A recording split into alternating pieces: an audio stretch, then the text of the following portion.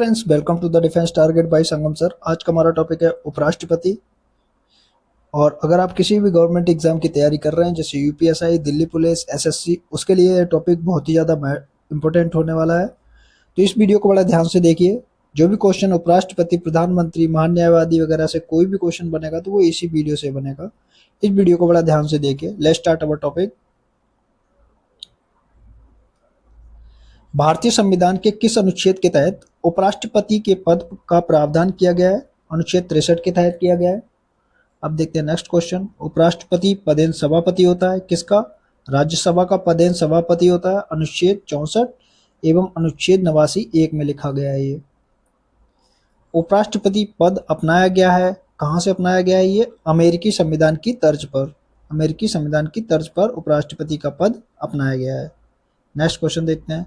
उपराष्ट्रपति जब राष्ट्रपति के कार्यों को संभालता है उस दौरान वह राज्यसभा के सभापति पद का पालन नहीं करेगा, ये लिखा गया है अनुच्छेद 64 में। जब उपराष्ट्रपति राष्ट्रपति के कार्यों को संभालता है उस दौरान वह राज्यसभा के सभापति का पद का पालन नहीं करेगा, ये लिखा है अनुच्छेद 64 में। अगला क्वेश्चन देखते हैं। भारत के उपराष्ट्रपति का चुनाव किया जाता है संसद के दोनों सदनों के सभी सदस्यों द्वारा, संसद के दोनों सदनों के सभी सदस्यों के द्वारा, चाहे वो निर्वाचित हो या मनोनीत, दोनों सदनों के पूरे सदस्य लिए जाते हैं ना। नेक्स्ट क्वेश्चन देखते हैं। उपराष्ट्रपति का निर्वाचन होता है कैसा? अनुपातिक प्रतिनिधित्व के आधार पर एकल संक्रमणीय पद्धति द्वारा गुप्त मतदान से, अनुच्छेद 66 में लिखा गया है। उपराष्ट्रपति के निर्वाचन की बात किसमें कही गई है? अनुच्छेद 66 में कहा गया है। उपराष्ट्रपति बनने हेतु अर्हताएं होनी चाहिए। क्या क्या अर्हताएं होनी चाहिए? अनुच्छेद 66 भाग 3 के अनुसार तथा 35 वर्ष की आयु पूर्ण कर चुका हो और राज्यसभा का सदस्य बनने योग्य हो। क्या हो? राज्यसभा के सदस्य बनने के योग्य की अर्हता रखता हो। नेक्स्ट क्वेश्चन देखते हैं। उपराष्ट्रपति को पद से हटाया जा सकता है कैसे? राज्यसभा के बहुमत से पारित एक संकल्प द्वारा उपराष्ट्रपति को पद से हटाया जा सकता है। राज्यसभा के बहुमत से पारित एक संकल्प द्वारा उपराष्ट्रपति को हटाया जा सकता है। अगला क्वेश्चन देखते हैं। किसको पद से हटाने का संकल्प केवल राज्यसभा में प्रस्तुत किया जा सकता है, लोकसभा में नहीं किया जाता है? यह है उपराष्ट्रपति को। उपराष्ट्रपति को हटाने के लिए केवल जो संकल्प है वो राज्यसभा में प्रस्तुत किया जा सकता है। उपराष्ट्रपति को पद की शपथ दिलाता है कौन? दिलाता है पद की शपथ? राष्ट्रपति दिलाता है। उपराष्ट्रपति पद को शपथ कौन दिलाता है? राष्ट्रपति दिलाता है। अगला क्वेश्चन। उपराष्ट्रपति क्या शपथ लेता है? संविधान के प्रति निष्ठा एवं पद व कर्तव्यों के निर्वहन की शपथ लेता है। अगला क्वेश्चन देखते हैं। उपराष्ट्रपति की पदावधि कितनी होती है? 5 वर्ष लिखी होती है। 5 वर्ष है और अनुच्छेद 67 के अनुसार। उपराष्ट्रपति की पदावधि की बात किस में कही गई? अनुच्छेद 67 में कही गई है, जो कि 5 वर्ष है। अगला क्वेश्चन देखते हैं। उपराष्ट्रपति को किस मत द्वारा हटाया जा सकता है? उपराष्ट्रपति को किस मत द्वारा हटाया जा सकता है? साधारण बहुमत से राज्यसभा द्वारा हटाया जा सकता है। कैसे हटाया जा सकता है? साधारण बहुमत से राज्यसभा द्वारा हटाया जा सकता है।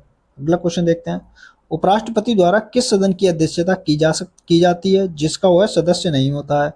उपराष्ट्रपति द्वारा किस सदन की अध्यक्षता की जाती है जिसका वह सदस्य नहीं होता है? वह है राज्यसभा। राज्यसभा का सदस्य नहीं होता है जिसकी वह अध्यक्षता करता है। अगला देखते हैं क्वेश्चन।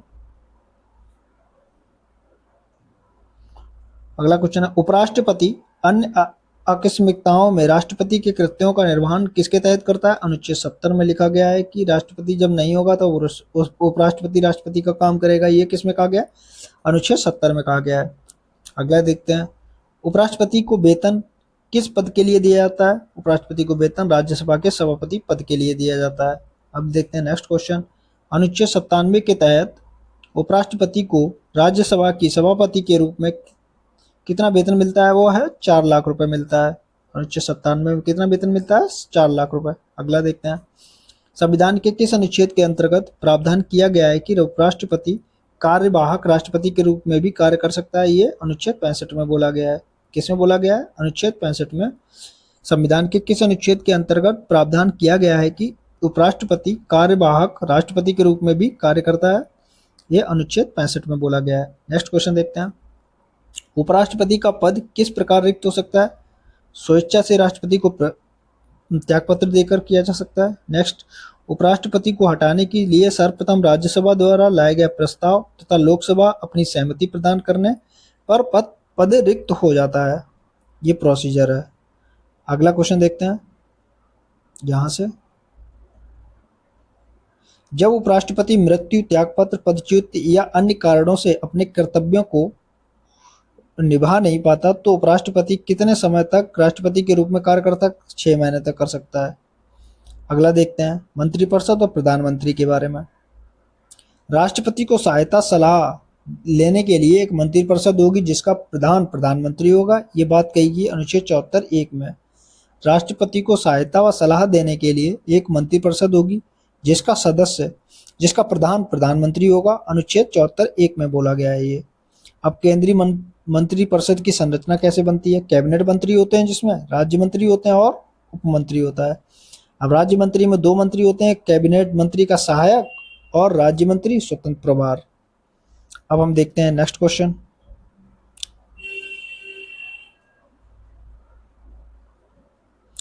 नेक्स्ट क्वेश्चन क्या है? केंद्रीय मंत्रिपरिषद में सम्मिलित कौन कौन से हैं? कैबिनेट मंत्री, राज्य मंत्री और उप मंत्री। केंद्रीय मंत्रिपरिषद में कौन कौन शामिल है? केंद्रीय कैबिनेट मंत्री, राज्य मंत्री और उप मंत्री। अब हम देखते हैं नेक्स्ट क्वेश्चन। कैबिनेट में कौन सम्मिलित होते हैं? केवल कैबिनेट मंत्री होते हैं। कैबिनेट में कौन होते हैं? कैबिनेट मंत्री। नेक्स्ट, प्रधानमंत्री की नियुक्ति राष्ट्रपति करेगा और अन्य मंत्रियों की नियुक्ति राष्ट्रपति प्रधानमंत्री की सलाह पर करेगा। ये बात कही गई है अनुच्छेद 75(1) में।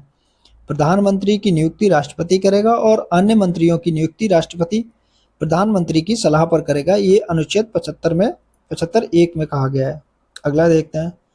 सभी केंद्रीय मंत्री अपना पद राष्ट्रपति के प्रसाद पर्यंत धारण करेंगे। इसका प्रावधान किस अनुच्छेद में किया गया है? ये किया गया अनुच्छेद 75(2) में। सभी केंद्रीय मंत्री अपना पद राष्ट्रपति के प्रसाद पर्यंत धारण करेंगे। इसका प्रावधान किस अनुच्छेद में किया गया है? अनुच्छेद 75(2) में किया गया है। नेक्स्ट क्वेश्चन है, मंत्रिपरिषद सामूहिक रूप से लोकसभा के प्रति उत्तरदायी है। यह बात कही गई अनुच्छेद 75(3) में कहा गया है। अगला देखते हैं, मंत्रियों के वेतन और भत्ते निर्धारित किए जाते हैं संसद द्वारा। ये बात कही गई है अनुच्छेद 75(6) में। अब देखते हैं नेक्स्ट क्वेश्चन।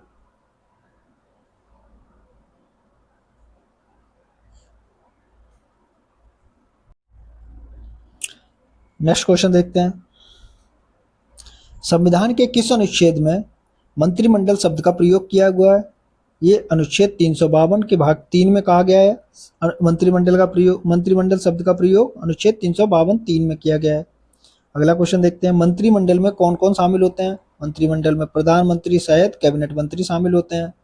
अगला क्वेश्चन, संविधान के किस अनुच्छेद में प्रावधान मिलता है कि प्रधानमंत्री राष्ट्रपति को ऐसी सूचना देगा जो संघीय प्रशासन व विधान के बारे में उसके द्वारा मांगे जाए? ये अनुच्छेद 78 में बोला गया है। संविधान के किस अनुच्छेद में प्रावधान मिलता है कि प्रधानमंत्री राष्ट्रपति को ऐसी सूचना देगा जो संघीय प्रशासन व विधान के बारे में उसके द्वारा मांगी जाए? ये अनुच्छेद 78 में बोला गया है। अगला क्वेश्चन देखते हैं, सामूहिक उत्तरदायित्व के बारे में किसने कहा है कि मंत्रिपरिषद के सदस्य एक साथ तैरते हैं और एक साथ ही डूब जाते हैं? ये लॉर्ड मॉर्ले ने बोला है। किसने बोला है? लॉर्ड मॉर्ले ने बोला है। नेक्स्ट क्वेश्चन देखते हैं, मंत्रिमंडल शब्द का प्रयोग किस संविधान संशोधन में किया गया था जिसमें कहा गया है कि राष्ट्रपति राष्ट्रीय आपात की घोषणा मंत्रिमंडल की लिखित सिफारिश पर ही करेगा? ये किसमें बोला गया है? 44वें संविधान संशोधन 1978 में बोला गया है। 44वें संविधान संशोधन 1978 में। अगला क्वेश्चन देखते हैं, मंत्रियों के शपथ के प्रारूप का उल्लेख कहाँ मिलता है? अनुसूची 3 में मिलता है। मंत्रियों के शपथ का प्रारूप कहाँ मिलता है? अनुसूची 3 में मिलता है। किसमें मिलता है? अनुसूची 3 में मिलता है। मंत्रिपरिषद में प्रधानमंत्री सहित सदस्यों की कुल संख्या लोकसभा के कुल सदस्य संख्या का 15% से अधिक नहीं होगी। ये बात किसमें कही गई है? 91वां संविधान संशोधन 2003 द्वारा ये बात कही गई है। मंत्रिपरिषद में प्रधानमंत्री सहित सदस्यों की कुल संख्या लोकसभा के कुल सदस्य संख्या का 15% से अधिक नहीं होगी। ये बात कही गई है 91वां संविधान संशोधन 2003 द्वारा। अगला क्वेश्चन देखते हैं, किस अनुच्छेद के अंतर्गत प्रधानमंत्री सहित प्रत्येक मंत्री को पद ग्रहण करने से पूर्व राष्ट्रपति के सामने पद और गोपनीयता की गोपनीयता की शपथ लेनी होगी। ये अनुच्छेद 75 के भाग 4 में बोला गया है। अनुच्छेद 75 क्लॉज 4 इसमें ये बात कही गई। अगला क्वेश्चन देखते हैं। मंत्रिपरिषद का सदस्य बनने के लिए व्यक्ति का संसद के किसी सदन का सदस्य बनना आवश्यक है। यदि ऐसा नहीं हो तो उसे पद ग्रहण के 6 महीने के अंदर संसद सदस्य बनना अनिवार्य है, अन्यथा पद छोड़ना पड़ेगा। ये बात कही गई अनुच्छेद 75 5 में। ये बात किसमें कही गई है? अनुच्छेद 75 5 में। अगला क्वेश्चन, मंत्री कितने प्रकार के होते हैं? 3 प्रकार के होते हैं। कौन कौन से? कैबिनेट मंत्री, राज्य मंत्री और उपमंत्री। कौन कौन से? कैबिनेट मंत्री, राज्य मंत्री और उपमंत्री। अब देखते हैं नेक्स्ट क्वेश्चन। संसद के किस सदन द्वारा मंत्रिपरिषद के विरुद्ध अविश्वास प्रस्ताव पारित किया जा सकता है जिसके कारण उसे त्याग पत्र देना पड़ता है? ये लोकसभा द्वारा। संसद के किस सदन द्वारा मंत्रिपरिषद के विरुद्ध अविश्वास प्रस्ताव पारित किया जा सकता है जिसके कारण उसे त्यागपत्र देना पड़ता है? यह है लोकसभा द्वारा। अगला क्वेश्चन देखते हैं। मंत्रिपरिषद का अध्यक्ष या नेता होता है कौन? प्रधानमंत्री। मंत्रिपरिषद का अध्यक्ष या नेता कौन होता है? प्रधानमंत्री। नेक्स्ट क्वेश्चन, मंत्रिपरिषद किसके प्रति उत्तरदायी होती है? ये लोकसभा के प्रति। मंत्रिपरिषद किसके प्रति उत्तरदायित्व होती है? ये लोकसभा के प्रति उत्तरदायी होती है। अब हम देखते हैं नेक्स्ट क्वेश्चन।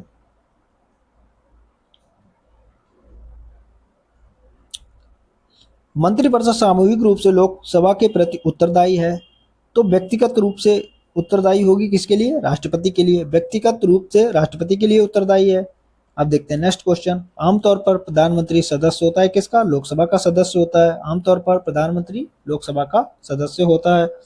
नेक्स्ट क्वेश्चन देखते हैं। मंत्रिपरिषद के विरुद्ध अविश्वास प्रस्ताव लाने के लिए लोकसभा सदस्यों की संख्या कितनी होनी चाहिए? 50। मंत्रिपरिषद के विरुद्ध अविश्वास प्रस्ताव लाने के लिए लोकसभा के सदस्यों की संख्या कितनी होनी चाहिए? 50 सदस्य होने चाहिए। नेक्स्ट क्वेश्चन देखते हैं। अविश्वास प्रस्ताव पुनर्स्थापित किया जा सकता है किसके? केवल लोकसभा में। अविश्वास प्रस्ताव पुनर्स्थापित किया जा सकता है केवल लोकसभा में। अगला क्वेश्चन है। अविश्वास प्रस्ताव का उल्लेख कहाँ मिलता है? लोकसभा के नियम 198 में। अविश्वास प्रस्ताव का उल्लेख कहाँ मिलता है? लोकसभा के नियम 198 में। अगला क्वेश्चन देखते हैं। केंद्रीय मंत्रिपरिषद के त्याग पत्र के उपरांत लागू नहीं होता राष्ट्रपति शासन। केंद्रीय मंत्रिपरिषद के त्याग पत्र देने के उपरांत लागू नहीं होगा क्या? राष्ट्रपति शासन लागू नहीं होगा। अब देखते हैं नेक्स्ट क्वेश्चन। भारतीय राजनीतिक व्यवस्था में कार्यपालिका किसके अधीन रहकर कार्य करती है? ये विधायिका के अधीन कार्य करती है। भारतीय राजनीतिक व्यवस्था में कार्यपालिका किसके अधीन रहकर कार्य करती है? ये विधायिका के अधीन रहकर कार्य करती है। अब देखते हैं नेक्स्ट क्वेश्चन।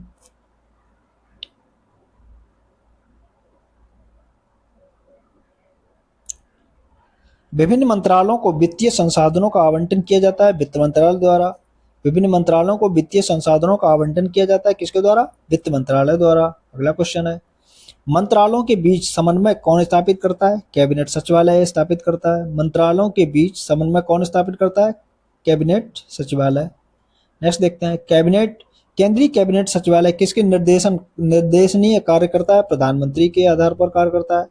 नेक्स्ट क्वेश्चन है। कैबिनेट सचिव किसका अध्यक्ष होता है? सिविल सर्विसेज बोर्ड का अध्यक्ष होता है। कैबिनेट सचिव किसका अध्यक्ष होता है? सिविल सर्विसेज बोर्ड का अध्यक्ष होता है। Next question. राष्ट्रपति को लोकसभा के विघटित करने की सिफारिश करता है प्रधानमंत्री। राष्ट्रपति को लोकसभा के विघटित करने की सिफारिश कौन करता है? प्रधानमंत्री करता है। Next question. राष्ट्रपति एवं मंत्रिपरिषद के बीच संवाद की मुख्य कड़ी क्या है? प्रधानमंत्री है। राष्ट्रपति एवं मंत्रिपरिषद के बीच संवाद की मुख्य कड़ी है प्रधानमंत्री।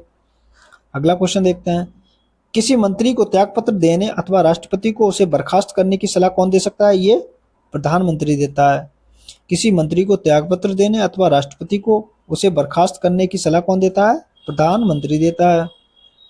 अब देखते हैं नेक्स्ट क्वेश्चन।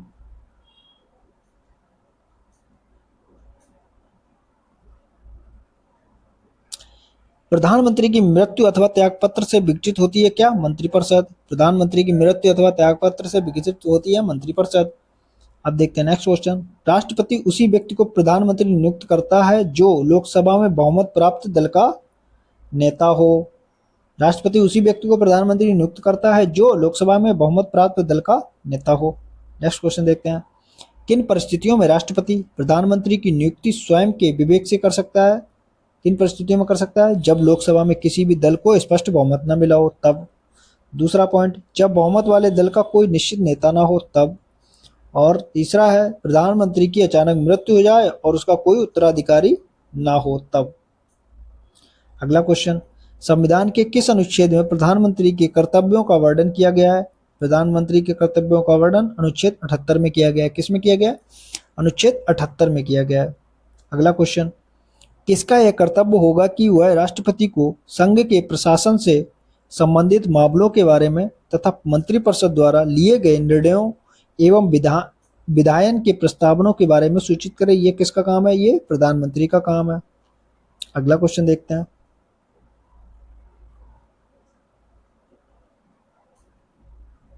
प्रत्येक मंत्री और भारत के महान्यायवादी को सदन में बोलने का, संयुक्त बैठक व सीमित समिति में भाग लेने का अधिकार है। ये किसमें बोला गया? अनुच्छेद 88 में। प्रत्येक मंत्री और भारत के महान्यायवादी को सदन में बोलने का, संयुक्त बैठक व समिति में भाग लेने का अधिकार है। किसमें? अनुच्छेद 88 में बताया गया है ये।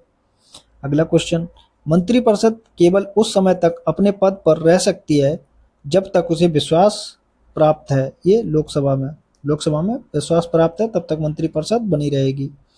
यदि लोकसभा सरकार के बजट को अस्वीकार कर दे या राष्ट्रपति के अभिभाषण को अस्वीकृति कर दे तो क्या होगा? मंत्रिपरिषद को त्यागपत्र देना होगा। क्या होगा? मंत्रिपरिषद को त्यागपत्र देना होगा।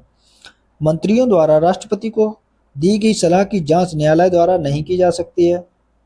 मंत्रियों द्वारा राष्ट्रपति को दी गई सलाह की जांच न्यायालय द्वारा की जा सकती है? नहीं की जा सकती है। अगला क्वेश्चन, अब तक किस प्रधानमंत्री का सबसे लंबा कार्यकाल रहा है? ये रहा है जवाहरलाल नेहरू का रहा है 1947 से 1964 तक। सबसे लंबा कार्यकाल किसका रहा है? जवाहरलाल नेहरू का 1947 से 1964 तक का। अगला देखते हैं, मंत्रिमंडल में मंत्रियों के चयन हेतु स्वविवेक का पूर्णतः प्रयोग किया जाता है, ये प्रधानमंत्री द्वारा। अगला क्वेश्चन देखते हैं, भारत का प्रधानमंत्री किसके प्रति जवाबदेह है? लोकसभा के प्रति। भारत का प्रधानमंत्री किसके प्रति जवाबदेह है? लोकसभा के प्रति। अब हम देखते हैं next question,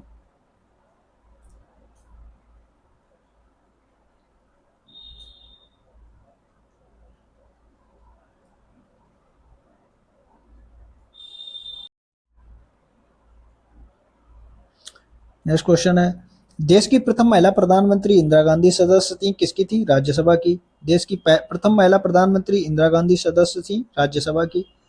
next question, Bharat के प्रथम गैर कांग्रेसी प्रधानमंत्री कौन थे? मोरारजी देसाई। भारत के प्रथम गैर कांग्रेसी प्रधानमंत्री कौन थे? मोरारजी देसाई। अगला क्वेश्चन, लोकसभा में कभी उपस्थित न होने वाले प्रधानमंत्री कौन थे? चौधरी चरण सिंह। लोकसभा में कभी उपस्थित न होने वाले प्रधानमंत्री कौन थे? चौधरी चरण सिंह। अब देखते हैं नेक्स्ट क्वेश्चन, प्रधानमंत्री चंद्रशेखर लोकसभा सांसद थे, कहां से? बलिया के लोकसभा निर्वाचन क्षेत्र से थे। अगला देखते हैं, अविश्वास प्रस्ताव द्वारा हटाए जाने वाले प्रथम प्रधानमंत्री कौन थे? विश्वनाथ प्रताप सिंह, बीपी सिंह बोलते हैं। अविश्वास प्रस्ताव द्वारा हटाए जाने वाले प्रथम प्रधानमंत्री कौन थे? विश्वनाथ प्रताप सिंह। कौन? विश्वनाथ प्रताप सिंह। अगला देखते हैं, उदारीकरण, निजीकरण और भूमंडलीकरण की नई आर्थिक नीति की घोषणा करने वाले प्रधानमंत्री कौन थे? पीवी नरसिम्हा राव। पीवी नरसिम्हा राव के सामने क्या हुआ था? उदारीकरण, निजीकरण और भूमंडलीकरण की नई आर्थिक नीति की उद्घोषणा हुई थी। अगला क्वेश्चन देखते हैं,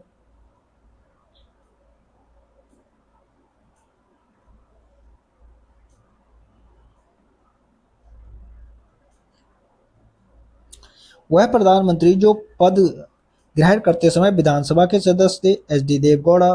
कौन थे? H D Deve Gowda. नेक्स्ट है, किस प्रधानमंत्री का सबसे छोटा कार्यकाल 13 दिन का था? किसका था? अटल बिहारी वाजपेयी जी का था। नेक्स्ट क्वेश्चन, प्रधानमंत्री बनने से पहले मनमोहन सिंह किन किन पदों पर कार्य कर चुके थे?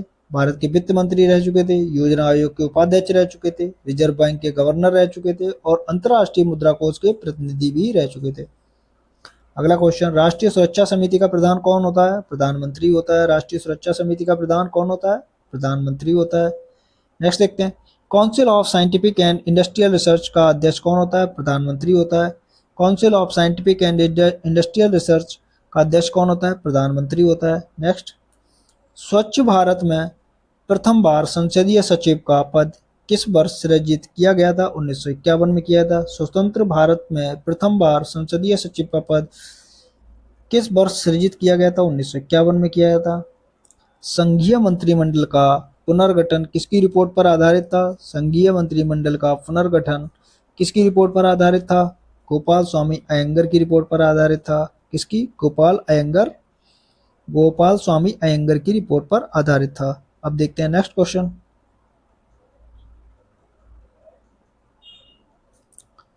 स्वतंत्र भारत के प्रथम वित्त मंत्री कौन थे? आर के षणमुखम चेट्टी थे। कौन कौन थे? आर के षणमुखम चेट्टी। वह नेता जो नेहरू की कैबिनेट में पहले गृह मंत्री तथा बाद में रक्षा मंत्री भी थे। कौन? कैलाशनाथ काटजू। कौन? कैलाशनाथ काटजू। Next question. स्वतंत्रता के पश्चात भारत के प्रथम कानून मंत्री थे डॉक्टर भीमराव अंबेडकर। स्वतंत्रता के पश्चात भारत के प्रथम कानून मंत्री तो कौन थे? Doctor B R Ambedkar. अगला क्वेश्चन। भारत के ऐसे प्रधानमंत्री जिसकी मृत्यु देश के बाहर हुई थी कौन थे? लाल बहादुर शास्त्री, जिसकी मृत्यु बाहर हुई थी। उप प्रधानमंत्री पद है एक गैर संवैधानिक, उप प्रधानमंत्री का पद गैर संवैधानिक है। अगला क्वेश्चन। कैबिनेट समितियों का गठन जो कि गैर संवैधानिक है किया जाता है किसके द्वारा? प्रधानमंत्री के द्वारा। कैबिनेट समितियों का गठन जो कि गैर संवैधानिक है किया जाता है कैबिनेट प्रधानमंत्री के द्वारा। नेक्स्ट। वह कौन थे जो प्रधानमंत्री बनने से पूर्व राज्यों के मुख्यमंत्री पद पर आसीन रह चुके थे? कौन कौन से थे? मोरारजी देसाई,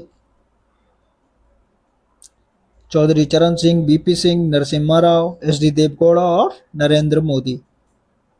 अब हम देखते हैं, ये लिस्ट दी हुई है अभी तक के प्रधानमंत्रियों की, इसको हम अलग से देखेंगे। अब देखते हैं नेक्स्ट क्वेश्चन।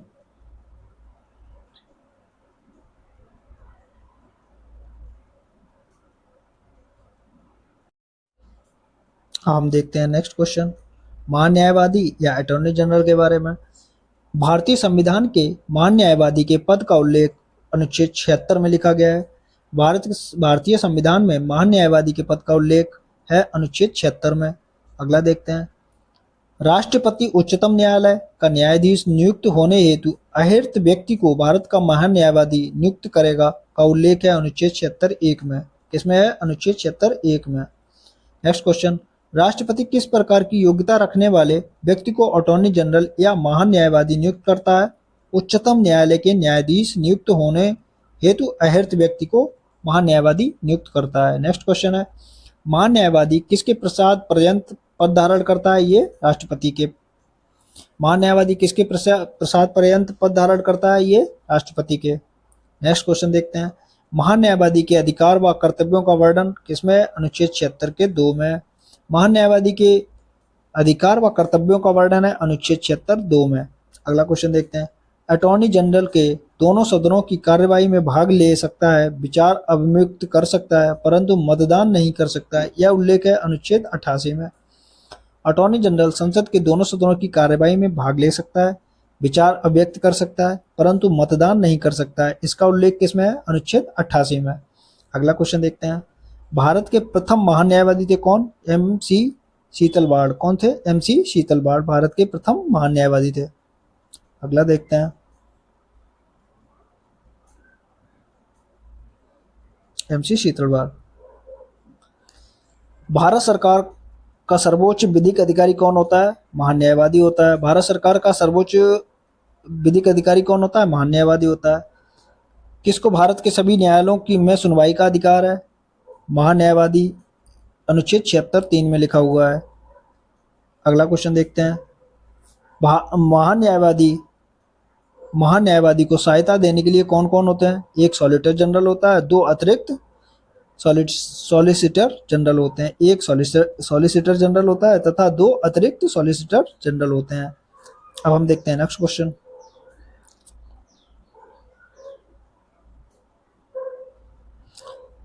वह जो भारत सरकार के विरुद्ध ना तो सलाह दे सकता है और ना ही उसके विरुद्ध किसी मुकदमे की पैरवी कर सकता है। ये कौन है? महान्यायवादी। अगला क्वेश्चन। महान्यायवादी का पारिश्रमिक किसके द्वारा निर्धारित होता है? ये राष्ट्रपति द्वारा निर्धारित होता है। महान्यायवादी का पारिश्रमिक किसके द्वारा निर्धारित होता है? राष्ट्रपति के द्वारा। अब ये कुछ महान्यायवादी हमारे जो अभी तक रह चुके हैं, इसका हम करंट तक अपडेटेड वर्जन अलग से देखेंगे। तो ये टॉपिक हमारा आज खत्म होता है। उपराष्ट्रपति, प्रधानमंत्री और महान्यायवादी, अटॉर्नी जनरल। अब नेक्स्ट वीडियो हम देखेंगे संसद। संसद को हम पूरा खत्म कर देंगे अगली वीडियो में। Thank you for watching. Please like, share and subscribe.